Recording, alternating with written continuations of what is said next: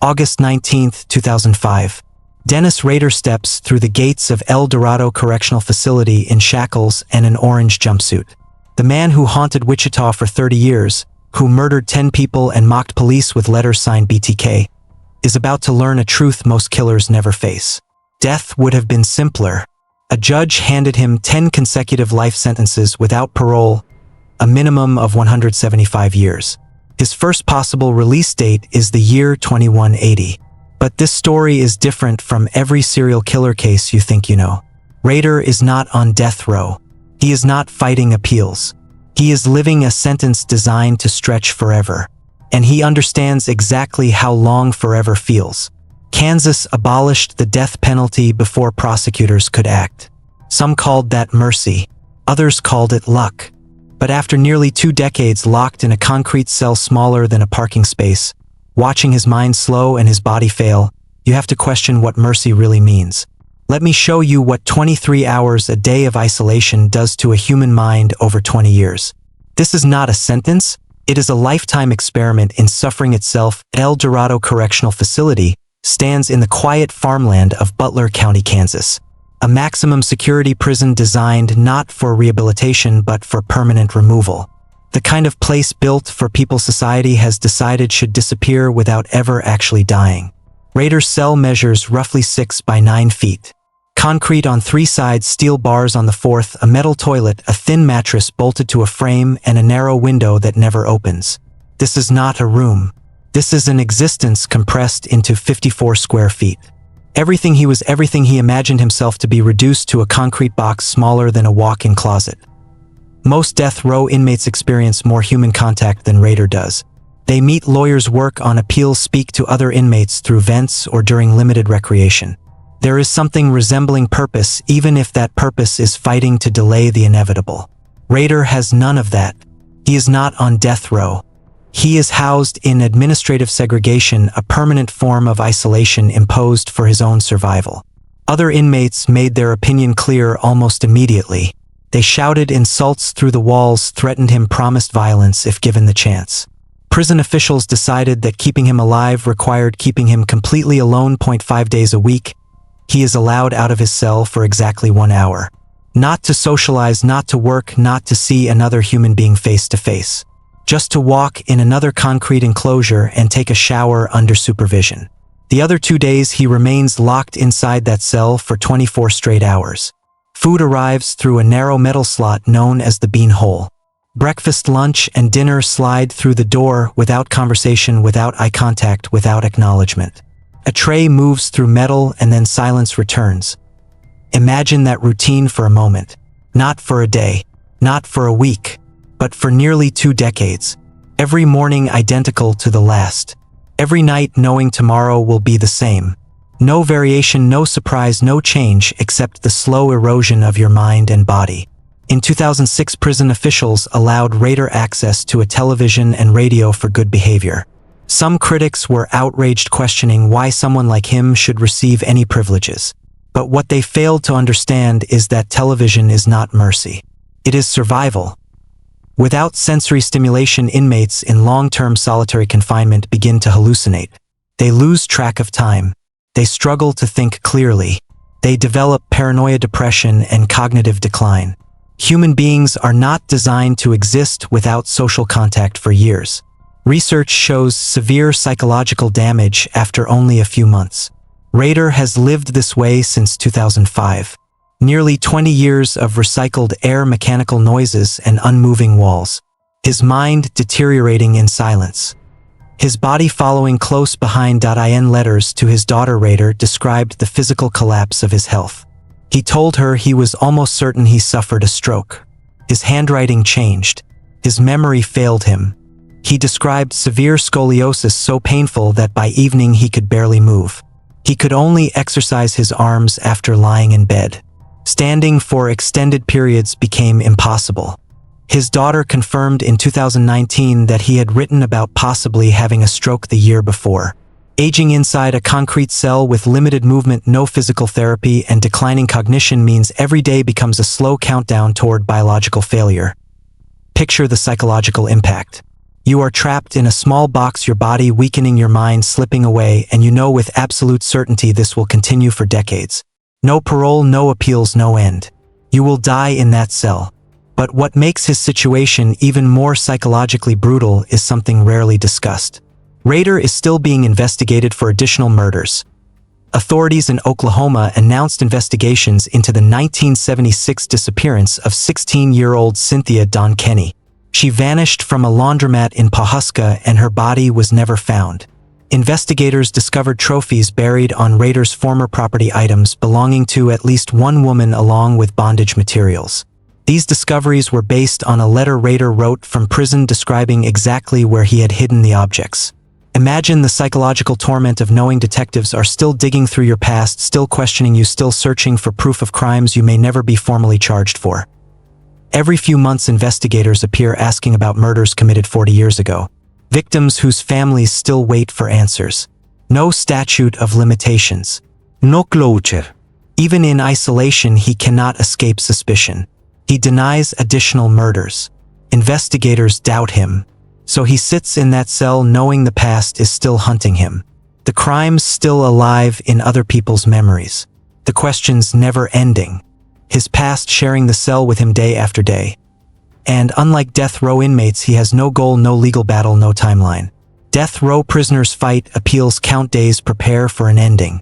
Rader has nothing except the certainty of endless time. That knowledge alone becomes its own form of punishment. But his punishment does not end with isolation and failing health.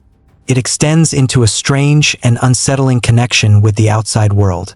Rader has maintained correspondence with dozens of people who write to him regularly. He receives letters, artwork, and messages from strangers who are fascinated by his crimes. Some see him as a subject of study. Others see him as a dark celebrity. This constant attention feeds the part of him that always wanted recognition. Forensic psychologist Dr. Catherine Ramsland developed a long-term relationship with Rader that lasted several years. They spoke on the phone almost weekly. She received long handwritten letters, sometimes dozens of pages at a time. Over the years, those letters turned into hundreds of pages of writing. Together, they created a code system so prison officials and others would not understand their discussions. Rader enjoyed imagining himself as a covert operative passing secret messages. This fantasy helped him feel important and powerful even from inside a cell. During their collaboration, Ramsland discovered how deeply compartmentalized Rader's personality was. He separated his violent urges from his family life so completely that he believed they were different identities. He referred to his dark side as the Minotaur, as if naming it could distance himself from responsibility. This mindset allowed him to live a normal suburban life while committing horrific crimes in secret. Over 6 years of communication, they compiled enough material to publish a book in 2016 with a large portion written in Rader's own words. In prison, Rader claimed this project was his way of repaying society by explaining the mind of a serial killer. But Ramsland noted something revealing. He was not happy about spending the rest of his life in prison. That single statement exposes everything. Because unlike death row inmates who wait for execution dates and work through endless appeals, Rader has no process to follow and no endpoint to anticipate. His earliest possible parole date is in the year 2180, a number so absurd it is meant to send a message. You will die here and you will know it. Death row inmates often describe a strange sense of purpose. They meet attorneys, file appeals, and count down to a defined moment. Their future may be grim, but it exists. Rader has no such structure. His only objective is surviving another day inside the same concrete box. Then another day after that. Time becomes both his punishment and his enemy. In 2023, his daughter visited him for the first time in 18 years. She described the meeting as deeply difficult. Rader continues to write her letters constantly. Even when she refused to share her address, he sent messages through relatives. In those letters, he claims his family dominates his thoughts. He says he misses them and thinks about them every minute. He presents himself as a father who lost everything. But this is the devastating contradiction his daughter must live with. The man who longs for his family is the same man who destroyed other families for 17 years. He murdered 10 people, photographed their bodies, and sent taunting letters to police describing his crimes. He maintained a double life so convincingly that nobody suspected him until a single technological mistake exposed him. Now that man sits alone aging inside a 6 by 9 foot cell. Other inmates call him a child molester. Even though that was not his crime, they know he is someone beyond redemption. Someone unworthy of dignity or recognition as a human being. In prison hierarchy, he is among the most despised. That knowledge isolates him even further. He is not just physically separated. He is socially erased. This is what a sentence worse than death looks like. No dramatic execution. No final walk down a corridor. No last words. Just decades of identical days, walls that never change, routines that never break, and a constant awareness that nothing will ever be different. Watching your body weaken, your memory fade, and your world shrink to a concrete box. Rader will die in that cell someday. It might be in 5 years or 20, but when it happens, he will know that his final decades were spent exactly the same way. Alone, unseen, and remembered only as a monster who once terrorized a city. That is the punishment. Not isolation itself, but the certainty that it will never end.